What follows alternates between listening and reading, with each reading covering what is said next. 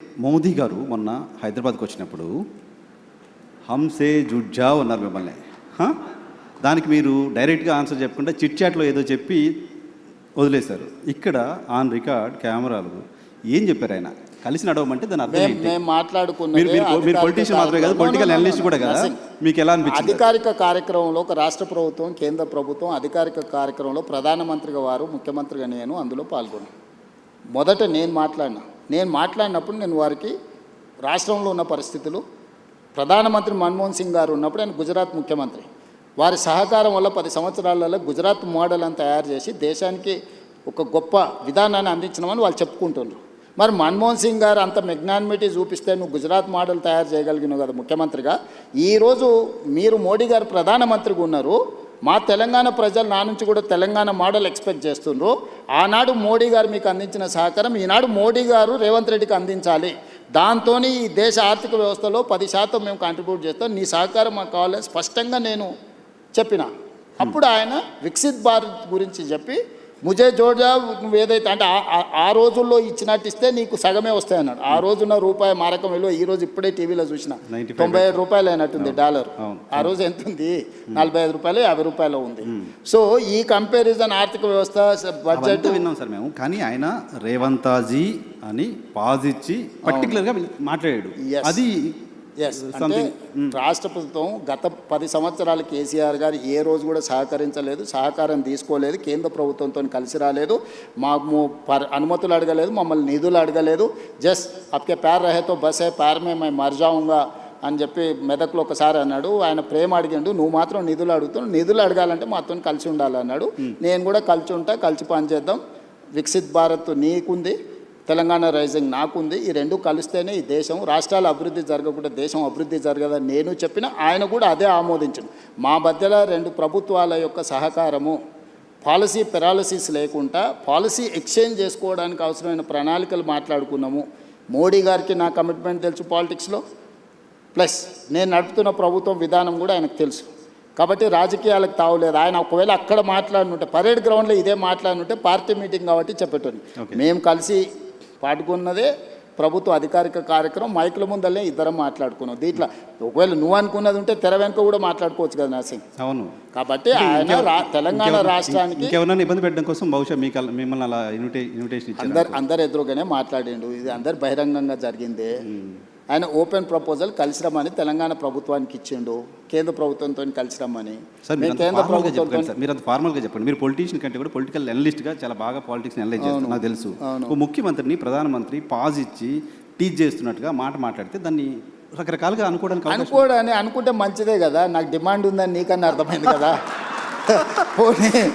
పోనీ రేవంత్ రెడ్డికి డిమాండ్ లేదు, అవుట్డేటెడ్ కాదు, రేవంత్ రెడ్డికి డిమాండ్ ఉంది అనేది అర్థమైంది కదా. డిమాండ్ అండ్ సప్లై కదా మార్కెట్ అంతా. సో రేవంత్ రెడ్డికి ఈ దేశంలో డిమాండ్ ఉంది, అది తెలంగాణ ప్రజలకు గౌరవము.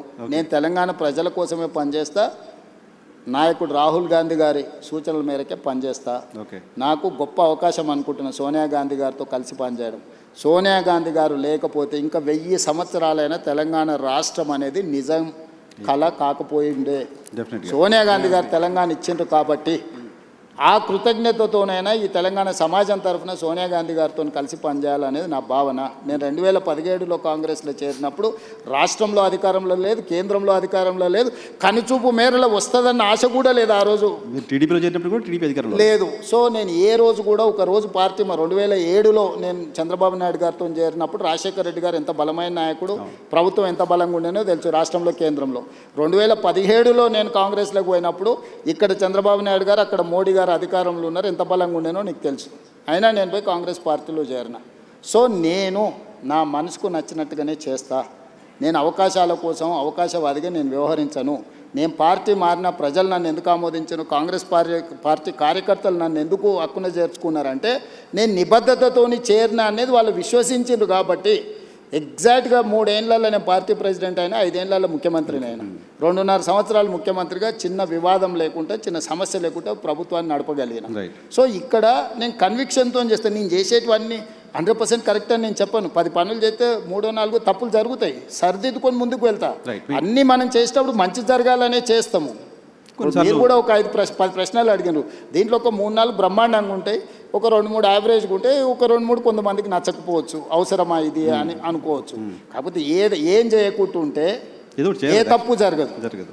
10 పనులు చేస్తే 2 తప్పులు జరుగుతాయి, అవి సవరించుకొని ముందుకెళ్ళాలి. మీ పార్టీ కార్యకర్తల నుంచి చాలామంది చెప్తున్నమాట, మా ముఖ్యమంత్రి హైదరాబాద్లో ఉంటున్నారు, ఎవరిని కలుస్తున్నారు, ఓకే, కానీ జిల్లాల్లోకి ఎప్పుడు వస్తారు, జనాల్లోకి ఎప్పుడు వస్తారు, కార్యకర్తలకు ఎప్పుడు వస్తారు, పాదయాత్ర టైంలో కలిసిన వాళ్ళు కావచ్చు, చాలామంది గ్రాస్ రూట్లో ఏం జరుగుతుందో ముఖ్యమంత్రి తెలుసుకోవాలి, మీరు ఏమన్నా ఇంటర్వ్యూలో ఆ మాట చెప్పండి అని చెప్పారు. డెఫినెట్గా నేను రెగ్యులర్గా నువ్వు చూడు ఎవ్రీ 15-20 డేస్కు జిల్లాల ప్రోగ్రాంలు పెట్టుకొని వెళ్తున్నాను. కాకపోతే ఇక్కడ అధికారులు కానీ నాయకులు కానీ పరిపాలన కానీ అస్తవ్యస్తంగా ఉంది. దీన్ని అత్యంత సమయము ఇక్కడ కేటాయించి దీన్ని పట్టాలెక్కించకుండా మళ్ళీ గ్రామాలకు వెళ్ళినా, ఒకప్పుడు నేను సమస్యల్ని లేవనెత్తడానికి గ్రామాలకు వెళ్ళినా, ఇప్పుడు సమస్యలను పరిష్కరించడానికి వెళ్ళాలి. పరిష్కరించాలా అంటే నాకు నిధులు ఉండాలి.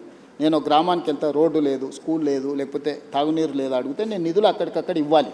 లేకపోతే ఆ జిల్లాలో పెండింగ్ ప్రాజెక్టులను పూర్తి చేయాలి. ఇప్పుడు ఆదిలాబాద్ పోయినా తుమ్మిడేటి ప్రాజెక్ట్ ఉంది, దాన్ని కట్టాలన్నా దాని అనుమతులు తీసుకురావాలన్నా నేను చాలా శ్రమ చేయాల్సి ఉంటుంది. ఇట్లనే నా సొంత జిల్లాల పాలమూరులో అది కల్వకుర్తి కావచ్చు, భీమా కావచ్చు, నెట్టంపాడు కావచ్చు, కోయిల్సాగర్ కావచ్చు, పాలమూరు రంగారెడ్డి కావచ్చు, అన్ని ప్రాజెక్టులు 60-70 ఏళ్ళ నుంచి ఇంకా ఏదో అసంపూర్తితోనే ఉన్నాయి. వీటిని చేయాలంటే ఇప్పుడు నాకు భూసేకరణ కోసమే నిన్నమని ఎన్ని కావాలంటే ఒక 1500 కోట్లు కావాలన్నారు. 1500 కోట్లు ఒక మహబూబ్నగర్లో సాగునీటి ప్రాజెక్టుల భూసేకరణకే కావాలంటే నేను నిధుల సమీకరణ మీద నేను సమయం కేటాయిస్తున్నా. ఇప్పుడు నేను కలవడానికంటే కూడా కలిసినప్పుడు నా దృష్టికి తెచ్చిన సమస్యల్ని పరిష్కరించడం అత్యంత కీలకము. ప్రజలు అది కోరుకుంటున్నారు నా నుంచి. కార్యకర్తలు ఏంటంటే నాతో ఉన్న ఇంటిమసో లేకపోతే నాతో ఉన్న పరిచయమో ఒకసారి కలవాలని. అందుకే నేను మ్యాక్సిమం నా ఇంటికాడ ఎవరు వచ్చినా నేను కలుస్తాను. నా దగ్గర ఏం పెద్ద బ్యారికేడ్స్ ఉండవు, ఇవన్నీ ఏం వ్యవస్థ ఉండదు. నేను ఏ ఇంట్లో ఉన్నానో అదే ఇంట్లో ఉన్నా, జడ్పీటీసీ ఉన్నప్పుడు ఏ ఇంట్లో ఉన్నానో ముఖ్యమంత్రి అదే ఇంట్లో ఉంటున్నా. అదే విధంగా వచ్చిన వాళ్ళల్లో టీ తాగుతారు, నాతో 5 నిమిషాలు మాట్లాడతారు, పోతారు. సరే వాళ్ళు అడిగిన వాళ్ళు ఇప్పుడు నా దగ్గర పదవి ఇచ్చే అవకాశం ఉంది కాబట్టి పదవులు అడిగితే నేను ఇవ్వలేకపోవచ్చు. ఎందుకంటే ఉన్నాయి లిమిటెడ్, పోటీ ఎక్కువ ఉంటుంది. కాంగ్రెస్ అంటే మరీ ఎక్కువ ఉంటుంది. సో దాంట్లో ఏరి కూరి కొంచెం జాగ్రత్తగా ఇవ్వాల్సి ఉంటుంది. ప్లస్ నేను చాలా క్లోజ్ కాబట్టి చాలా మంది నాకు ఇంత దగ్గర అన్న నేను అడగంగానే ఎంబడే టైప్ కొట్టి సంతకం పెట్టిస్తాడు అనుకుంటారు. అది అసాధ్యం. ఇంటిమసీ చాలా మందికి మీతో ఉంది కాబట్టి న్యాచురల్గా 17 ఏళ్ళు నేను అపోజిషన్లో ఉన్నా అంటే వీళ్ళందరితో ఉండబట్టే కదా నేను ఇక్కడికి వచ్చిన. ఎంతమంది పరిచయం ఉంటారు. సో వాళ్ళందరినీ సంతోషపెట్టాలంటే అది చాలా కష్టంతో కూడుకున్న పని. అయినా నా ప్రయత్నం నేను చేస్తున్నాను. ఇప్పటివరకు ఇచ్చిన కార్పొరేషన్లు కానీ, చైర్మన్లు కానీ, ఎమ్మెల్సీలు కానీ, రాజ్యసభలు కానీ నువ్వు తీసుకో. ఇచ్చిన వాళ్ళకు కూడా తెలియదు వాళ్ళకి వచ్చినట్టు. ఓకే, కొంతమంది మన కార్పొరేషన్లు ఇస్తే ఆర్టీసీ బస్ ఎక్కువ వచ్చినారే నాకు చైర్మన్ ఇచ్చిండంట అన్న అని వాళ్ళకు కూడా తెలియదు. ఇప్పుడు బల్మూరు వెంకట్కి ఇచ్చినాం, అద్దంకి దయాకర్కి ఇచ్చినాం, అంటే ఎమ్మెల్సీలు కానీ ఇవన్నీ కానీ. కాంగ్రెస్లో ఎప్పుడైనా యూత్ కాంగ్రెస్ అనిల్ యాదవ్కు రాజ్యసభ ఇచ్చినాం. ఎప్పుడన్నా ఏ పార్టీలో అయినా జరిగిందా? మంత్రులు శ్రీహరి మా జిల్లా పార్టీ ప్రెసిడెంట్, అడ్లూరు లక్ష్మణ్ మా జిల్లా పార్టీ ప్రెసిడెంట్, వీళ్ళందరూ ఇవాళ మంత్రులు అయినరు కదా. ఇట్లాంటి వాళ్ళని కింది నుంచి వచ్చిన వాళ్ళను జిల్లా ప్రెసిడెంట్లను లేకపోతే చిన్న పదవులు ఉన్న వాళ్ళను శంకర్ నాయక్ జిల్లా ప్రెసిడెంట్ ఇస్తే ఎమ్మెల్సీ చేసినాం. ఇట్లా నువ్వు వెడ్మ బొజ్జు ఇందిరమ్మ ఇంట్లో ఉంటాను నేను ఏదో గుడి నాగోబ జాతరకు పోతే చిన్న కార్యకర్త అక్కడ ఉన్న వాళ్ళని గుడికాడ వాళ్ళ వీళ్ళని జరుపుతుంటే కొంచెం యాక్టివ్గా అనిపించినారు. ఆ పిల్లోని ఇక్కడ పిల్లు ఫోన్ నెంబర్ రాసుకొని మా పిఏ చెప్పి వాడి పేరు రాసుకొని వాడిని టికెట్ ఇస్తే వాడు ఈరోజు ఎమ్మెల్యే అయ్యిండు. మందుల సామెలు నీకు కూడా బాగా తెలుసు. టికెట్ ఇచ్చాలనుకున్నప్పుడు పిలిచిన అంటే ఆయన అడిగిండు వచ్చి ఎన్ని ఉన్నాయన్న 2 ఉన్నాయి సార్ అన్నాడు. సరే పో అని చెప్పిన. ఇవ్వాలనుకున్నప్పుడు పిలిచిన ఏదో ఉన్నాయన్నావు కదా 2 అంటే 2 కోట్ల అన్న. కాదు సార్ 2 లక్షలు అన్నాడు. మరి ఉన్నాయా 2 లక్షలు అన్న? లేదు సార్ నిన్న మన హైదరాబాద్కు నాయకుల దగ్గర తిరగడానికి 1,50,000 ఖర్చు అయిపోయినాయి, 50,000 ఉన్నాయి సార్ అన్నాడు. పోనీ 50,000 అన్న మరి నామినేషన్కి దీనికి ఉంటాయంటే అవి కూడా ఎక్కడి సార్ నువ్వు టికెట్ ఇస్తే బట్టలు కొనుక్కోవాలన్నాడు. అంటే ₹1 లేకుంటే టికెట్ ఇచ్చినాయి. వాళ్ళందరూ ఎమ్మెల్యేలు అయినా 50,000 మెజారిటీతో గెలిచిండు మందుల సామెలు.